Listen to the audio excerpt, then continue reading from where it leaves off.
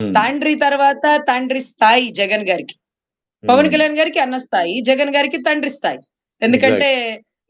అతన్ని చూస్తే నా తండ్రిని చూసినట్టు ఉంటది అంటూ గెలిపించాలి బొత్స గారినంటూ గతంలో ఆయన ఒక స్టేట్మెంట్ ఇచ్చినప్పుడు అనూహ్యంగా బొత్స గారి కళ్ళమ్మట నీళ్లు. బొత్స సత్యనారాయణ ఆరోగ్యం ఇటీవల ఇప్పుడు ఆయన కోలుకుంటున్నారు. ఆయన గురించి మీరు చెప్పే విషయాలేంటి? ఏమైనా మీరు ఆయన్ని పరామర్శించే అవకాశం ఉందా? సార్ ఇప్పటి వరకు అంబటి రాంబాబు గారు మా పక్క సందులో ఉంటారండి. హ్మ్. మా ఇంటికి చాలా దగ్గర. నేను ఈ రోజుకి కూడా ఆయన్ని పరామర్శించలేదు. ఎందుకంటే ఆయన, ఆయన చాలా ఎన్నో విషయాలు చెప్తుంటారు కదా! మీరు కూడా వింటుంటారు.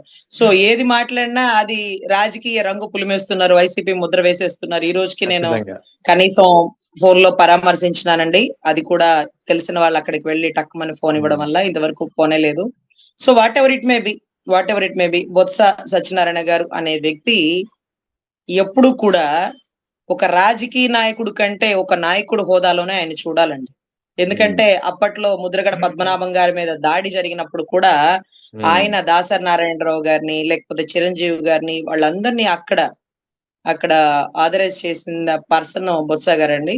So, what ever it may be ఆయన, ఆయన భాష కొంచెం నంగిగా వస్తుందని నిన్న ఈ మధ్య అతనెవరు కిరాక్ కార్పి హ్మ్. అన్నమాట. అతను అవును. చాలా అసభ్యంగా మాట్లాడినారు. అతను అంటే ఒక వ్యక్తిలోని అంగవైకల్యాన్ని ఎగతాళి చేయడం అనేది కడు బాధాకరం. హ్మ్. ఎందుకంటే ఆ వైఫల్యంతోనే అతను ఒక గొప్ప రాజకీయ సంస్థానాన్ని నడుపుతుంటే, అన్ని అవయవాలున్న మనము వెకిలి నవ్వులు నవ్వుకుంటూ జబర్దస్త్‌లో హ్మ్. చేస్తుంటే, మనకి ఆయనకి పోలికనా? మనం ఆయన్ని హ్మ్. అనగలిగే స్థాయిన ఒక సంస్థానాన్ని నడుపుతాడు. విజయనగర సంస్థానాన్ని నడిపినట్టు. సో, అటువంటి వ్యక్తి గురించి మనం అసలు ఎక్కువ తక్కువ మాట్లాడకూడదండి. పవన్ కళ్యాణ్ అంతటి వారే ఆయన హాస్పిటల్‌లో అడ్మిట్ అవ్వగానే ఇమ్మీడియేట్‌గా పోస్ట్ పెట్టేసినారండి. హ్మ్. ఇమ్మీడియేట్‌గా పోస్ట్ పెట్టినారు. ఎందుకంటే హ్మ్. అన్న తర్వాత అన్న స్థాయి, హ్మ్. తండ్రి తర్వాత తండ్రి స్థాయి జగన్ గారికి. పవన్ హ్మ్. కళ్యాణ్ గారికి అన్న స్థాయి, జగన్ గారికి తండ్రి స్థాయి. ఎందుకంటే ఎగ్జాక్ట్. అతన్ని చూస్తే నా తండ్రిని చూసినట్టు ఉంటది అంటూ గెలిపించాలి బొత్స గారినంటూ గతంలో ఆయన ఒక స్టేట్మెంట్ ఇచ్చినప్పుడు అనూహ్యంగా బొత్స గారి కళ్ళమ్మట. అవును. ఎగ్జాక్ట్‌లీ. ఆ బహిరంగ సభలో. అవును. బహిరంగ సభలు అంటే ఆయన పొగిడితే పొంగిపోయేంట మనిషండి. పొగిడితే పొంగిపోతాడు. నిజంగా హ్మ్. మనం ఆయన్ని ఇంప్రెస్ చేయడానికి పెద్దగా కష్టపడాల్సిన పని లేదు. తన కళ్ళ ముందు శత్రువు వచ్చినా సరే, అంటే పక్క పార్టీ వాడొచ్చి ఏదైనా పని అడిగినా సరే, "అది చెయ్యని అబ్బా కానీలే ఏ పార్టీలదేముంది చేసుకో స్వామి పని" అంటాడు. అంత గొప్ప మహోన్నత వ్యక్తి అండి. ఆయన అనారోగ్యం గురించి మొన్న నేను విని ఉన్నాను. బహుశా ఆయన విజయవాడ వస్తే ఖచ్చితంగా ఆయన్ని చూడ్డానికి వెళ్తాను. ఎందుకంటే హ్మ్. అటువంటి నాయకుడు అరుదుగా ఉంటాడండి. ముఖ్యమంత్రి అవ్వకపోయినా మా దృష్టిలో ఎప్పుడు ముఖ్యమంత్రి స్థాయినే. కిరా హ్మ్. కార్పి ఆయన్ని విమర్శించినప్పుడు వైసీపీ వాళ్ళకు రియాక్ట్ అవ్వడం కామనేమో కానీ జనసేనలో ఉండేటటువంటి సామాజిక వర్గం మొత్తం కిరా కార్తిక్‌ని కింద బూతులు తిట్టినోళ్ళు మా వాళ్ళు ఎక్కువుంటారండి. ఓకే. ఎందుకంటే వెరీ నీకంత గుడ్. అవసరమారా? అంటే ఎందుకంటే ఆ భావన మాకుంటదండి. ఎందుకంటే ఆ భావన మాకుంటది.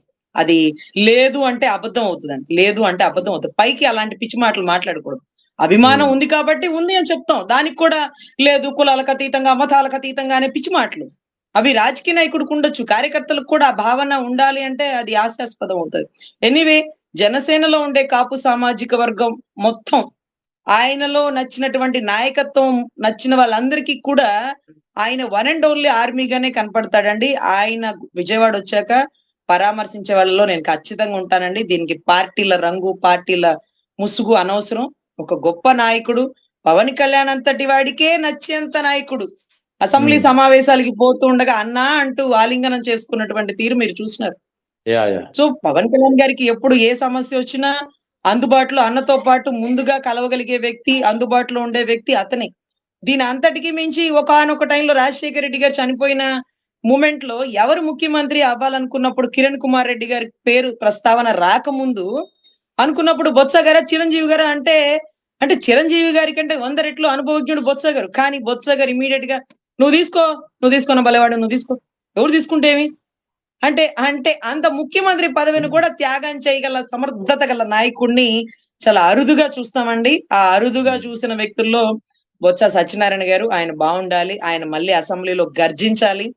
సో, హ్మ్. ఆయన నాయకత్వం వర్ధిల్లాలని మనస్ఫూర్తిగా కోరుకుంటూ, ఆయన్ని చూడ్డానికి నేను ఇమ్మీడియేట్‌గా ఆయన ఎప్పుడైతే విజయవాడ వస్తారో ఖచ్చితంగా వెళ్ళాలని మనస్ఫూర్తి మరి ఇప్పుడు ఒకవేళ మీరు అదే జరిగితే ఖచ్చితంగా ఇప్పుడు రజనీ వైసీపీలో చేరిపోయారని చెప్పి మళ్ళీ ఒక ట్రోలింగ్ స్టార్ట్ అవుతుంది. అందుకే ఇన్నాళ్ళు ఒక గ్రౌండ్ ప్రిపేర్ చేశారనే విమర్శలు కూడా చేస్తారు. సార్ రజనీ గారు బొత్స గారి అభిమాని అని అనుకోండి సార్. ఇంకా చెప్పాలంటే ముద్రగడ పద్మనాభం గారిని ఎంతమంది ఎన్ని మాటలన్నా సార్, లాస్ట్ టైం ఆయన అనారోగ్యవశాత్తు హాస్పిటల్లో ఉన్నప్పుడు నేను వారి కూతురికి కబుర్ చేసినాను సార్. మీరు వెళ్ళి చూసినారా నాన్నగారిని, నాకు కూడా చూడాలనిపిస్తుంది, కొంచెం వెళ్ళగలవా, మీరు నన్ను తీసుకెళ్ళగల అంటే, లేదండి ఆయన కొంచెం రెస్ట్ లో ఉన్నారు కాబట్టి సరిగ్గా నన్ను చూడలేదు కాబట్టి ఆయన కోప్పడలేదు, ఆయన కళ్ళు తెరిచి చూస్తే పోట్లాడేస్తారు, సో నేనైతే తీసుకెళ్ళలేను రజనీ గారు, చాలా ఇబ్బంది అవుతుంది అక్కడ అన్నారు. తర్వాత ఆయన కోలుకొని బయటకు వచ్చారు. ఎందుకంటే సార్ ఎప్పుడు కూడా పక్క పార్టీ జనసేన పార్టీలో ఉన్నప్పటికీ ముద్రగడ పద్మనాభం గారిని తిడితే పదవులు వస్తాయి, ముద్రగడ పద్మనాభం గారిని, హరిరామయ్య జోగే గారిని తిట్టాలి మీరు అంటే, అరే 2 ఎకరాలు ఉన్నాడు రాష్ట్ర రాజకీయాల్లో తలమానికంగా ఉంటే 200 ఎకరాలు లేకపోతే ఒక పెద్ద సంస్థానం, తండ్రి గారి పేరు, తన తండ్రి పేరు చరిత్ర పొందినటువంటి ఆయన తండ్రి పేరుతో కొన్ని ఏరియాలు ఉంటాయంటండి ఆ ఊర్లలో. అవునండి. సో నేను ఎప్పుడు చూడలేదండి, కానీ వింటుంటాం. కానీ చూసినారా ఇన్ని సంవత్సరాల రాజకీయ ప్రస్థానంలో ఏ స్కాముల్లో, ఏ స్కీముల్లో ఎక్కడ కూడా ఆయన పేరు ఉండదు. హరిరామయ్య జోగే గారి పేరు ఉండదు, ముద్రగడ పద్మనాభం గారి పేరు ఉండదు. నేను ఒకటి చెప్తున్నానండి, పార్టీలకు అతీతంగా ఈ కాపు సామాజిక వర్గం అనేది ఏదైతే ఉందో అది ఏ పార్టీలో ఉన్న విశ్వాసం, ఒక నమ్మకం, ఒక పోరాడే పటిమ ఉంటుందండి. ఎందుకంటే మీరు చూస్తే టీడీపీలో కూడా మంత్రి నారాయణ గారు ఉంటారు, ఎత్తిన తల దించరు, ఆయన పని ఆయన చేసుకుంటూ పోతారు. ఆయన తర్వాత నిమ్మల రామానాయుడు గారు ఉంటారు, ఆ పచ్చ చొక్కా తీరు అంతే విశ్వాసంతో ఉంటారు. బోండా ఉమా గారు ఉంటారు, ఎప్పుడు ఏ గొడవలు వచ్చినా ముందు ఆయనే పెడుతుంటారు.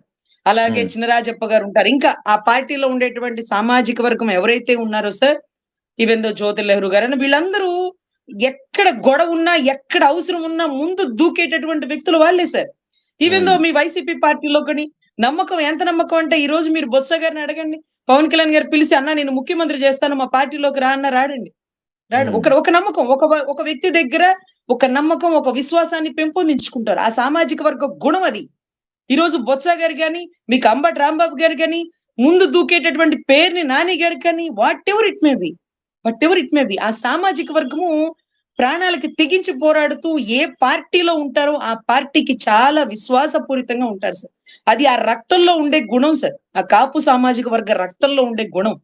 సో అందుకనే నేను ఎన్నో సార్లు చెప్తాను, లావు శ్రీకృష్ణదేవరాయలు గారు ఉన్నారండి, ఆయనకి ఎందుకు శ్రీకృష్ణదేవరాయలు గారు బిరుదు ఇవ్వలేదు?